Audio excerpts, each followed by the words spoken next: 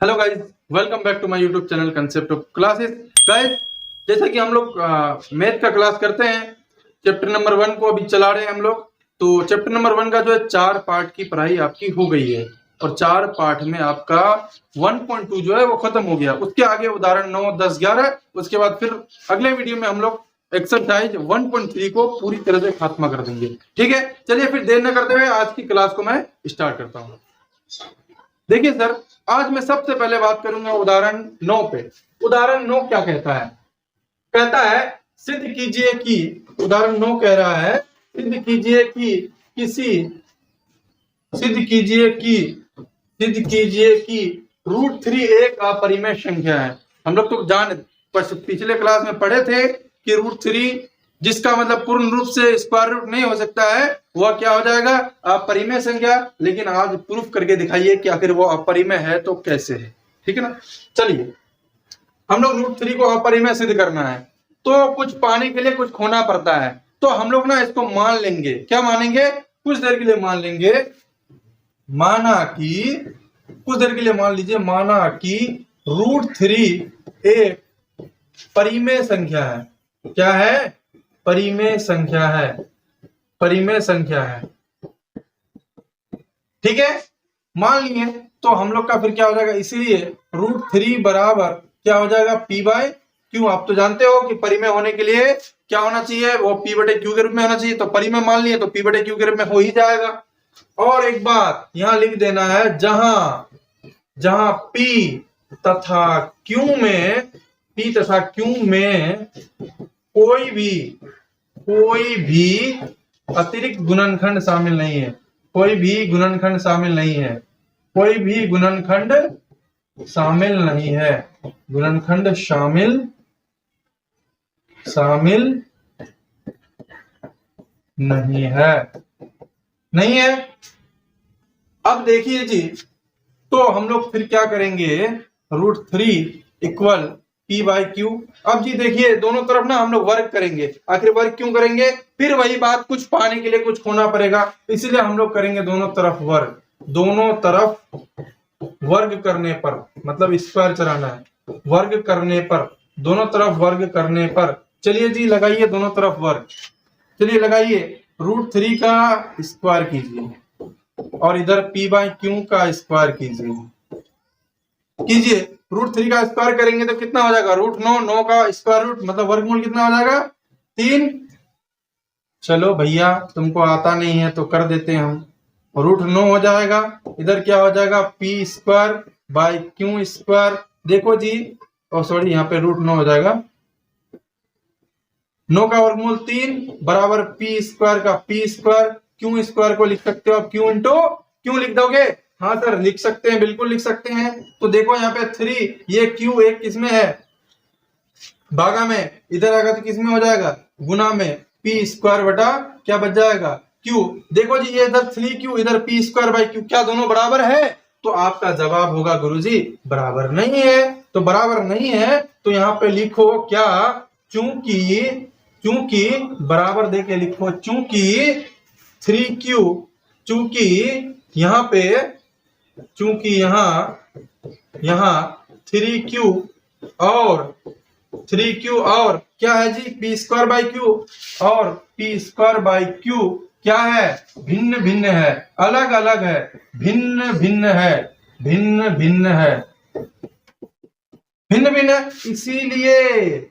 इसीलिए क्या हो जाएगा? 3Q जो अभी बराबर दिख रहा है, ये बराबर होगा क्या? नहीं। इसीलिए 3Q is not equal to, मतलब 3Q बराबर नहीं है किसका? P²/Q का। अतः मेरा मानना गलत था कि √3 P/Q।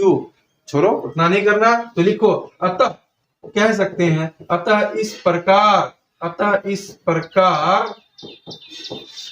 प्रकार √3 एक अपरिमेय संख्या है। √3 एक अपरिमेय संख्या है। √3 एक अपरिमेय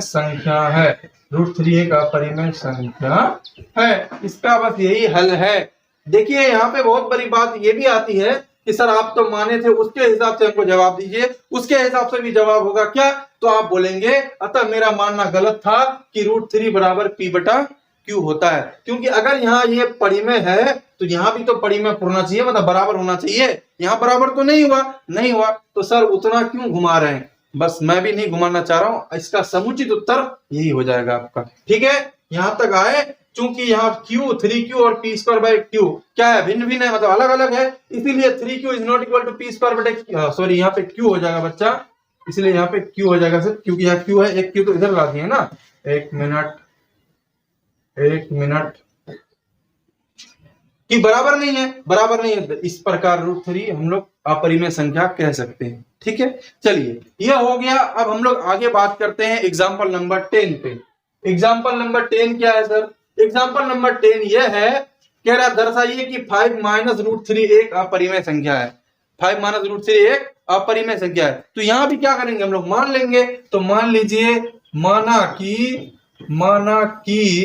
5 माइनस √3 एक परिमेय संख्या है, एक परिमेय संख्या है। तो अब देखिए परिमेय है तो क्या हो जाएगा, 5 माइनस √3 इक्वल क्या हो जाएगा, P बाय Q हो जाएगा। और यहां भी क्या हो जाएगा, जहां P तथा Q में कोई गुणनखंड शामिल नहीं है, कोई गुणनखंड शामिल नहीं है, कोई गुणनखंड शामिल नहीं है, कोई भी गुणनखंड शामिल नहीं है। तो अब देखिए इसको मैं आगे ले चलता हूं। 5 माइनस √3 5 इक्वल टू, देखिए जी P बाई Q हो गया। अब ये √3 किस में है, माइनस में, इस पर लेके जाओ इसको, तो किस में हो जाएगा, √3 प्लस में हो जाएगा। अब देखो जी 5 इक्वल टू, यहाँ देखो Q इसके नीचे कुछ नहीं तो 1 है, Q और 1 का एलसीएम लोगे तो Q आएगा, Q को Q से भाग दोगे तो कितना हो जाएगा, 1 इंटू P, तो P प्लस इधर Q को 1 से भाग दो, Q इंटू 3Q, तो क्या हो जाएगा, √3Q हो जाएगा, √3Q हो जाएगा। अब देखिए जी कुछ भी हो जाए, ये √3 जो है, क्या ये पूरी तरह से इसका मतलब रूट से खत्म हो सकता है क्या? नहीं हो सकता है सर, नहीं हो सकता। इसका मतलब इधर वाला जो पक्ष है वो क्या है, अपरिमेय है। क्या है, अपरिमेय है। और 5 क्या है, परिमेय है। तो आप लिखिए चूंकि यहाँ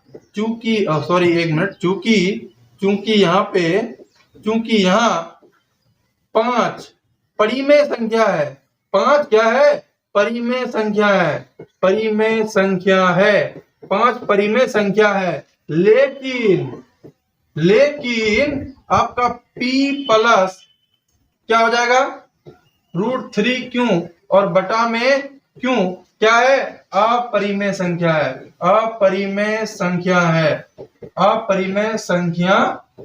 है।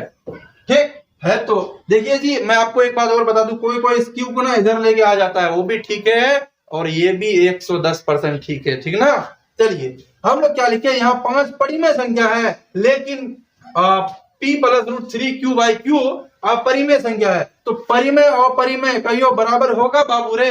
तो सर बोला तो आप नहीं होगा, तो लिखो, इसीलिए 5 बराबर नहीं है किसका, P plus √3Q by Q का। लिखो अतः इस प्रकार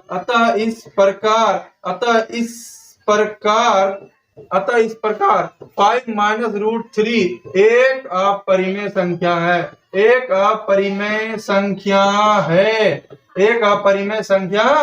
है।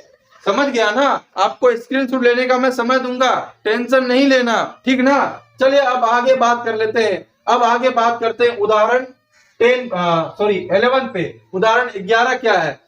उदाहरण 11 है वास्तविक संख्या रियल नंबर। उदाहरण नंबर 11, ये वास्तविक संख्या क्या है ना। हाँ चलो देखो जी, उदाहरण नंबर क्या 11 है।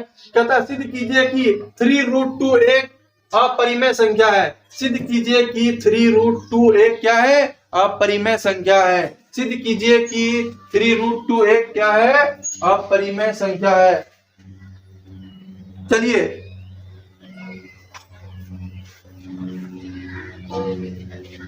अब हम लोग इस पर बात करते हैं, तो फिर क्या करेंगे, मान लेंगे, माना कि 3√2 एक परिमेय संख्या है, 3√2 एक परिमेय संख्या है, 3√2 एक परिमेय संख्या है।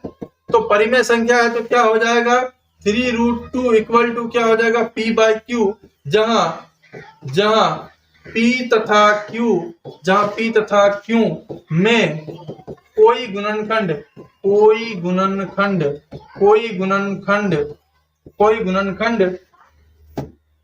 शामिल नहीं है, कोई गुणनखंड शामिल नहीं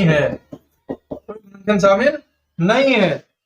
तो देखो जी, अब इसको मैं आगे लेके चलता हूँ। गुरुजी, इससे पहले वाला में आप स्क्वायर क्यों नहीं किए? अरे जरूरी थोड़ी है रोज दाल भात खाएं, कहियो मांसो भात था, इसलिए यहाँ पे नहीं है जरूरत, जहां जरूरत है वहीं पे करना है। चलो देखो जी, इस √2 को रख लो इधर p बाय, और यहाँ पे 3 किसमें है, गुना में, इधर लेके आओगे तो भागा में आ जाएगा, 3q के साथ आएगा ना। हाँ सर जी, हिसाब बन गया का? हाँ बनने वाला है। चलो देखो जी, यहाँ पे लिखो, चूंकि क्या लिखो, √3 क्या है, √3 अपरिमेय संख्या है, और p/3q क्या है, p/3q परिमेय है। क्या है, परिमेय है। तो आप क्या लिखोगे, लिखो चूंकि √2 एक अपरिमेय संख्या है, √2 एक अपरिमेय संख्या है, √2 एक अपरिमेय संख्या है, √2 एक अपरिमेय संख्या है, लेकिन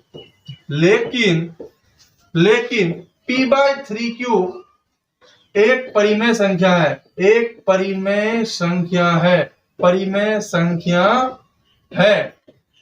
संख्या है।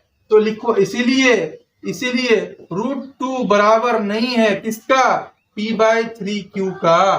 देखिए जी, यहाँ पे कोई ऐसे भी लिखता है √2 और p/3q भिन्न है, मतलब अलग अलग है, ठीक है। और मैं स्पष्ट बात लिख दिया, √2 एक अपरिमेय संख्या है, लेकिन p/3q एक परिमेय है, ठीक है। और परिमेय और अपरिमेय कभी बराबर हो सकता है क्या? नहीं, इसलिए √2 is not equal to p/3q, बराबर नहीं है। लिखो, अतः इस प्रकार हम कह सकते हैं कि 3√2 एक अपरिमेय संख्या है, अपरिमेय संख्या है। समझ गए होंगे आप। चलिए अब देर न करते हुए स्क्रीनशॉट लीजिए, ठीक है। चलिए जी, आप स्क्रीनशॉट लीजिए, चलिए स्क्रीनशॉट लेना स्टार्ट करिए। लीजिए इसका स्क्रीनशॉट, उदाहरण नंबर 9 का ले लिए होंगे आप। चलिए उदाहरण 10 का स्क्रीनशॉट लीजिए, उदाहरण 10 का स्क्रीनशॉट लीजिए, उदाहरण 10 का स्क्रीनशॉट लीजिए। चलिए उदाहरण 11 का स्क्रीनशॉट लीजिए, उदाहरण 11 का स्क्रीनशॉट लीजिए, उदाहरण 11 का स्क्रीनशॉट लीजिए। चलिए स्क्रीनशॉट आप ले लिए होंगे। चलिए आज इतना पढ़िए, फिर मिलते हैं अगले क्लास में। तब तक अपना ख्याल रखें, बड़ों का सम्मान करिए, और एक बार वीडियो पसंद आए तो फिर सब चैनल को सब्सक्राइब कर दीजिए, और ये जो अंगूठा वाला बटन दिख रहा है लाइक का, लाइक कर दीजिए, और पसंद ना आए तो डिसलाइक कर दीजिए, मुझे दोनों स्वीकार है, ठीक है। चलिए तब तक के लिए बाय बाय, और मिलते हैं अगले क्लास में।